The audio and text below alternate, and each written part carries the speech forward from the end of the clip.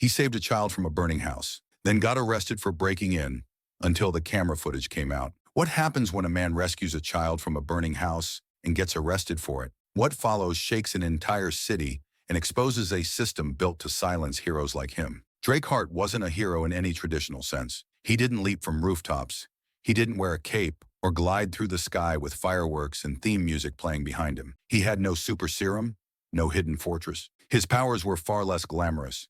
Two hardened hands that bore the proof of years swinging hammers and lifting cinder blocks, a mind that didn't shut down even in the thick of smoke, and a stubborn soul that pulled him into action before his brain had time to weigh the odds. That morning started like too many others. 12 straight hours on a construction site where sweat mixed with dust and plaster crusted his shirt like dried paint. He was bone-tired, body begging for rest, eyes red from lack of sleep and grit. All he wanted truly was to collapse on his busted old couch, the one that sagged on one side, and drift into oblivion with the TV mumbling in the background. But peace, real peace, is a luxury, and men like Drake, they rarely get that kind of mercy. He was 2 blocks from home when he noticed the smoke, not the wispy, stove-burnt toast kind of smoke. This was thick, black, greasy, rolling up into the sky like a storm cloud had erupted from the ground. The kind of smoke that carries screams. He hit the brakes hard, no hesitation, just instinct. "God help me," he muttered under his breath as he leapt out of his truck. He barely heard the panicked cries from the crowd already gathering on the sidewalk. "There's a kid in there, upstairs.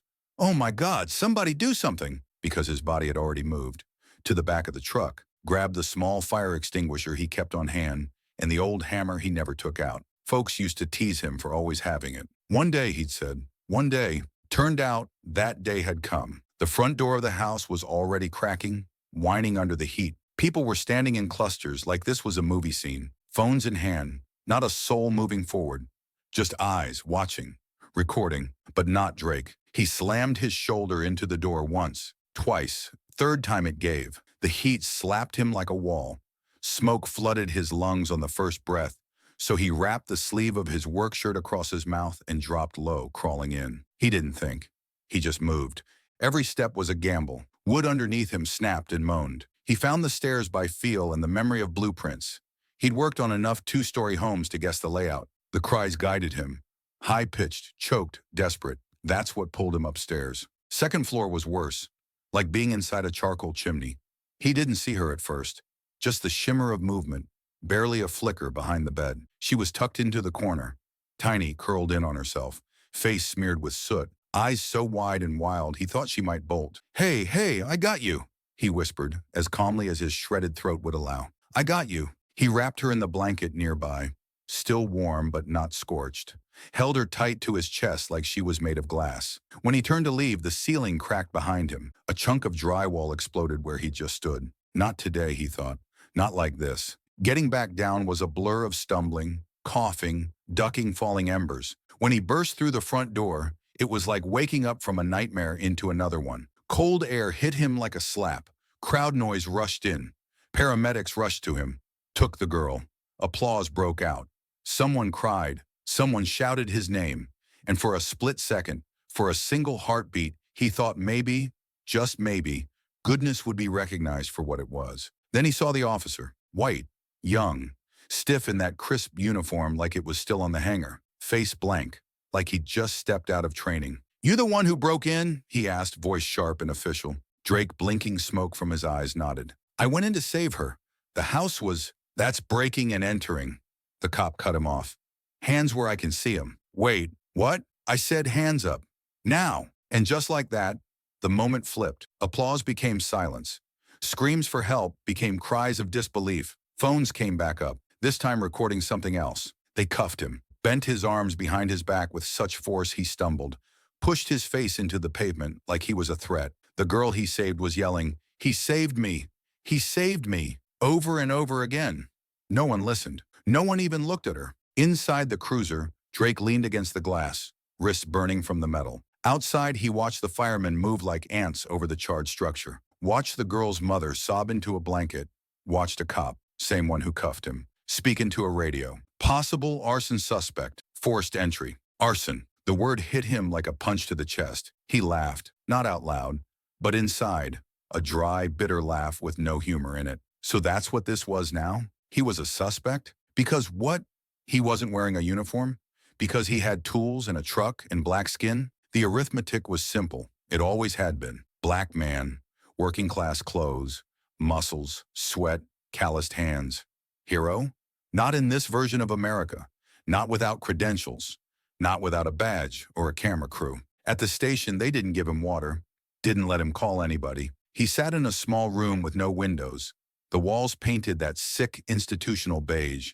A camera blinking red above the door. 4 hours. 4 hours of silence, and then interrogation. You entered the premises without permission. That's unlawful. There was a fire. You're not a firefighter. There was a child. You're not related. No authorization. No badge. He said everything he could. Spoke of the smoke, the screams, the blanket, the stairwell about to collapse. But it was like trying to explain color to a wall. Blank stares. Tight mouths. The only thing they saw was what he wasn't. He wasn't allowed. He wasn't authorized. He wasn't white. And that right there was the quiet part said loud. He sat back in the chair, heart heavy, not angry. No, anger came later. This was something deeper. Exhaustion, the kind that settles in your bones when you realize the system was never broken. It was built like this. When they finally let him see a lawyer, she was already on edge. Mid-40s, tired eyes, voice like sandpaper and steel. You're serious? He asked her. They're charging me for saving a little girl? She looked at him, really looked, and nodded slowly. Doesn't matter what you did. Matters what they think you look like while you did it. And that was the truth. What happened next flipped the story upside down. And trust me, you don't want to miss how it all unraveled. If you've ever sat in a police station, wrist pinched by cuffs, your back drenched in sweat, the sting of fresh burns on your hands, all for doing something right, something decent, something good, then you know the kind of hell Drake Hart was living in. And no, this wasn't the fiery hell he walked into to save a child. This was colder, quieter, the kind built with beige walls, bored faces, and procedures carved from decades of indifference. It was the kind of hell that looks you in the eye and says, it doesn't matter what you did, it matters who you are. Drake sat hunched in a metal chair bolted to the floor, wrists still cuffed behind his back, every muscle in his body aching. The burns on his forearms had started to peel. The smoke in his lungs made every breath feel like swallowing sandpaper. But pain wasn't what burned the most. What burned was the fact that no one cared. Not about the girl, not about the fire, just him sitting there, black, tired, and accused. In front of him sat two men who, by all appearances, believed they were the smartest people in the room. Detective number one, the older one, wore his belly like a badge of honor, his bald head shining under the fluorescent lights like a waxed floor. He had the face of someone who'd long ago stopped listening and just started assuming. Detective number two, fresh-faced, buzz-cut, posture like a PE coach with a new whistle, looked like he was waiting for applause every time he spoke. Tell me again, Mr. Hart, number one said, his voice laced with mock curiosity. Why exactly did you enter that house? Drake looked him in the eye. He could taste the sarcasm coming. Because it was on fire, he said, voice raw. Because there was a child screaming for help. Because nobody else was moving. Number two raised an eyebrow like he was grading a test. Are you a firefighter, Mr. Hart? No. Paramedic? No. Well then, number one leaned back in his chair, hands folded like he'd just solved a riddle. You had no authority to enter the premises. And there it was.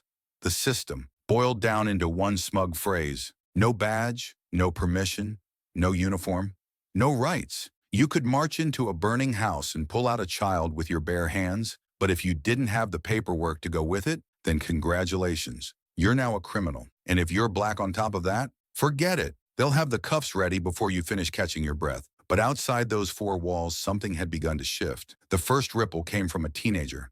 The kid had filmed the arrest on his phone.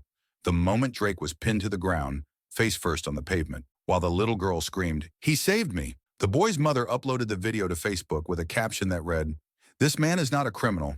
He saved my niece. He risked his life while the police watched. Shame." That post blew up. Then came TikTok. A neighbor, maybe 15, maybe 16, posted footage of the burning house. In the background, screams. In the foreground, Drake carrying the child in his arms. Then a few seconds later, the police arriving and throwing him down like a suspect from a bad TV drama. And then the local news caught wind. Mystery man saves child from blaze, then is arrested. Police have no comment. 6 hours. That's all it took. 6 hours for the outside world to learn what was happening inside those walls. And for the storm to arrive in person, it took just a few more. Her name was Monica Jenkins, and she did not walk into that precinct. She stormed it. 45 years old, civil rights lawyer, high heels clicking like war drums, phone in one hand, legal folder in the other, fire in her eyes. She wasn't there to ask questions. "Where is my client?" she demanded at the front desk. The officer blinked. "And you are?" She didn't flinch. "Who the hell are you to ask me that? I want him. Now." Monica didn't wait to be shown the way. She pushed past protocol, pushed through the door, and pushed straight into the interrogation room like she owned it. "You even know who this man is?" she barked at the two detectives. "Or did your vision blur the moment you saw skin darker than yours?" Detective number 1 sat back. Number 2 lost an inch of height on the spot. "We were following protocol," number 2 mumbled. "Oh, protocol?" Monica held up her phone. "Here's some protocol for you. 1.2 million views of your so-called suspect dragging a child out of a fire while your officers tackled him like he'd robbed a bank. And here's some more protocol. A federal civil rights complaint drafted and ready to go to the Department of Justice in 15 minutes, unless this man walks out of here with me." Silence. "And another thing," she added, eyes locked on the younger detective. "CNN is about to pick up this story. You want to be the next featured face in another headline that starts with, 'Police got it wrong again?'" A bead of sweat trickled down number 1's temple. 30 minutes later, Drake sat in a small office sipping water. His wrists were red and sore. Monica leaned across the table, voice calm but cold. "They're not going to apologize," she said. "They never do, but we're going to make them explain." "I don't want revenge," Drake said. "I just want them to stop doing this to people." "Then that's what we'll fight for," she replied. "Justice. Not pity, not excuses.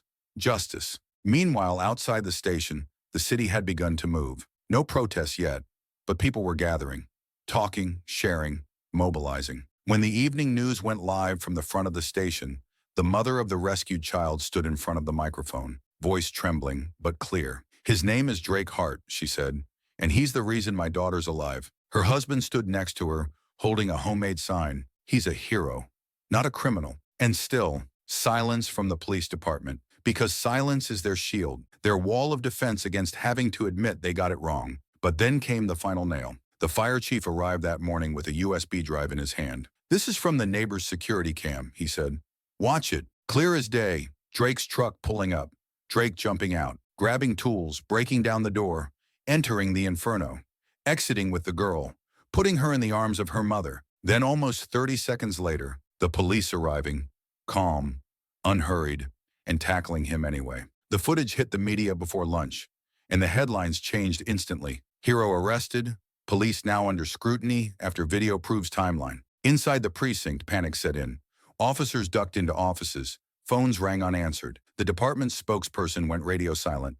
The police commissioner issued a statement. "We will launch an internal review." Internal, which meant private, which meant nothing, but not this time. Because Drake wasn't going to stay quiet. He gave an interview. No drama, no fury, just facts. "I did what any decent person would do," he said, "but I'm learning that decency ain't enough when your skin says something different to the system. This is the turning point. Everything you've been waiting for? It's coming now." When Drake Hart stepped out of his apartment that morning, clean shirt clinging to his shoulders, the sky over Chicago looked like it had something to say. The clouds sagged heavy, spilling that quiet kind of rain that doesn't wash anything clean. It just lingers, sticks, like the weight of everything he'd been through. He didn't bring an umbrella, didn't wear a coat. He let the rain hit him full on, because after the fire, after the arrest, after everything, it felt like even the sky owed him an apology. And the streets, they greeted him like a long-lost brother. People he didn't know reached out to shake his hand. A woman passed him a sign that read, "Drake is our hero." A teenager nodded without saying a word, his eyes carrying more truth than a dozen speeches. But none of that would have meant a thing if the truth hadn't been turned into a weapon. Because while Drake sat cuffed to a bench in a station built more for judgment than for justice, others didn't sleep. Monica Jenkins, already known in legal circles for going 10 rounds with entire city departments, had blasted the video. The one showing Drake dragging a child from flames, to federal prosecutors, civil rights networks, and yes, even the West Wing. She didn't expect miracles. She expected pressure. Because that's the only language the system respects. The kind that rings loud enough to rattle its windows. And now here he stood, in front of a dozen microphones, red lights blinking from every direction, with half the city holding its breath. "My name is Drake Hart," he said, steady as a stone. "I don't speak fancy. I'm not a politician. I'm just a man who saw a house on fire, heard a child screaming, and did what anyone with a conscience would have done." He paused. The rain thickened. A cough came from the crowd. Somewhere behind the cameras, a sniffle echoed. "And then they pinned me to the ground, not because I was dangerous, not because I did anything wrong, but because I was black. Because in this country, too often, no matter how many lives you save, they don't see what you did. They only see what they fear." He didn't raise his voice, didn't pound the podium, but each word landed like thunder. Slow, deliberate, and impossible to ignore. "I'm standing here not for myself," he continued. "I'm standing for every man and woman who's ever been cuffed for being good and black at the same time. For everyone who got labeled a suspect just because they didn't look like the heroes you see in movies." The silence that followed was sacred. No one dared speak, not even the reporters. After the statement, they swarmed.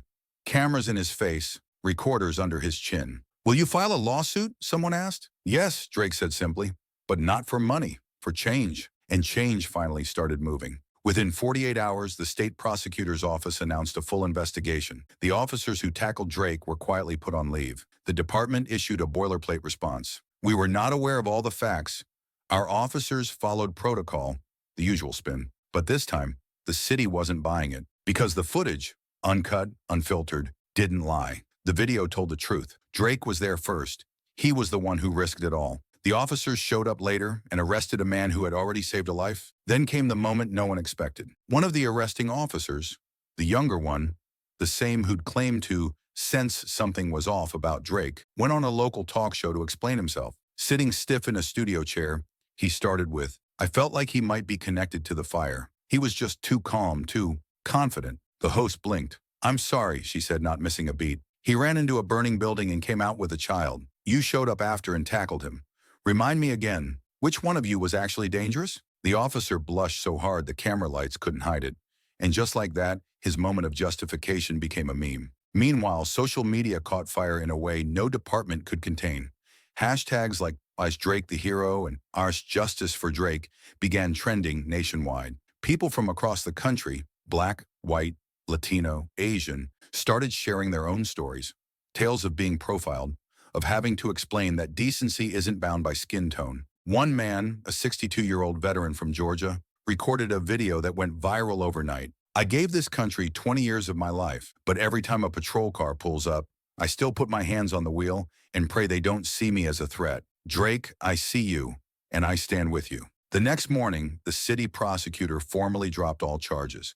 The announcement was made in the same building where they once interrogated Drake like a criminal. But that wasn't the end of it. Drake stepped onto the courthouse steps, holding the little girl he had pulled from the fire. Her mother stood to one side, eyes brimming. Reporters leaned in. "They dropped the charges," Drake said into the cluster of microphones. "But this ain't over. Because as long as saving a life can get you arrested, none of us are safe." He announced the launch of a new initiative, a foundation called Black Heroes, created in partnership with Monica Jenkins. The mission, to defend and amplify the stories of black men and women who are wrongfully accused after doing the right thing. That same day, donations poured in, thousands from across the country. Teachers, construction workers, nurses, retirees, all saying the same thing in their own way. "We've had enough." And what happened to the cops? One took an early leave of absence, the other dismissed. Their names became a symbol, not of power but of failure. But for Drake, this wasn't a victory lap. "This ain't a win," he told the crowd. "This is a beginning. Now we know our voices matter, and we're going to use them, not for revenge, but for justice." That night, back home, he finally did what he had planned days earlier. He sank into the same old couch he'd dreamed about before the fire. No fanfare, no speech. He just sat, watching the rain snake down the window, and for the first time in a long time, felt something he hadn't dared feel in years. He wasn't alone. This wasn't just a story about one man or one fire. It was about what happens when you refuse to look away. When doing the right thing costs more than it should, and you do it anyway. Because heroism, it turns out, isn't about uniforms or badges or the color of your skin. It's about what you do when it counts. And Drake Hart, he counted in every way that matters. If you want more stories like this, stories that pull back the curtain, shake the silence, and make the system sweat, Just say the word. I've got an archive full of truth, and it's ready to speak.